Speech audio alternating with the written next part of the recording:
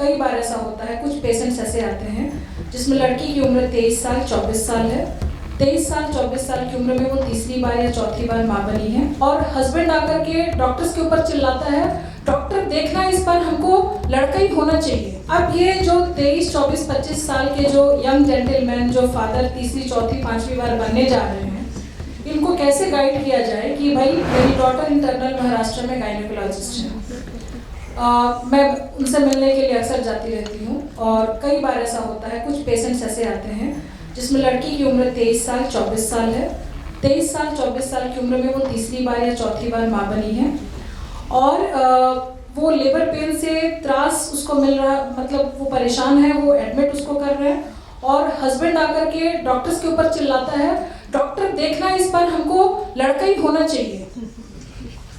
अब ये जो 23, 24, 25 साल के जो यंग जेंटलमैन जो फादर तीसरी, चौथी, पांचवी बार बनने जा रहे हैं, इनको कैसे गाइड किया जाए कि भाई गायनेकोलॉजिस्ट लड़का पैदा नहीं कर सकता।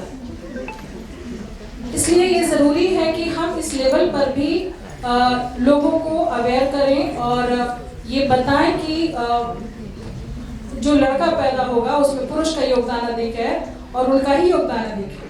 नंबर 1। नंबर 2, जो हमारे सामने हमारे बच्चे बैठे हुए हैं, दहेज को लेकर के बहुत सारी बातें मैंने कही।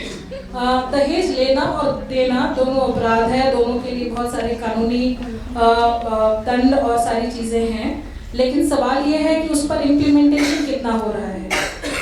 पढ़े लिखे माँ बाप, पढ़े लिखे बच्चों के माँ बाप जो हैं अपने बच्चों की शादियों में ना मांगने पर भी देते हैं और मांगने वालों का भी तरीका बदल चुका है, तो समाज से वो चीज़ें जा नहीं रही हैं, उसने अपनी शक्लें बदल ली हैं, अपनी सूरत बदल ली है।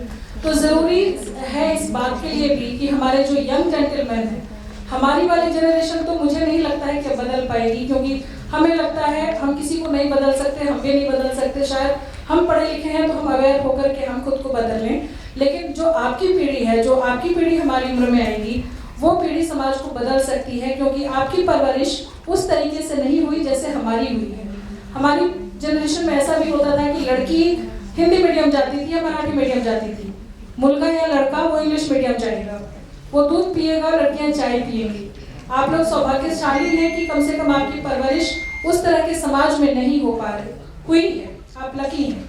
इसलिए आई होप कि जब आप पेरेंट बनेंगे, आपकी जब आप उस समय, आई होप कि 10 साल के बाद, 20 साल के बाद परिस्थितियां बदलेंगी, मुझे ऐसा उम्मीद है।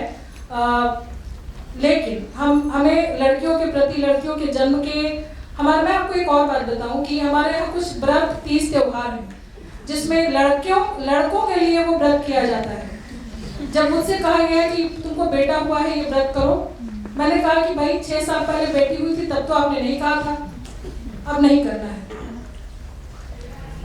किसी की उम्र, जिसको जितना जीना है वो उतना ही जिएंगे। तो इस तरह की सामाजिक मान्यताओं को जो रूढ़िगत परंपराएं हैं, इनको भी हमें बदलने और अपने उसको साइंटिफिक तरीके से देखने, सोचने, समझने की जरूरत है।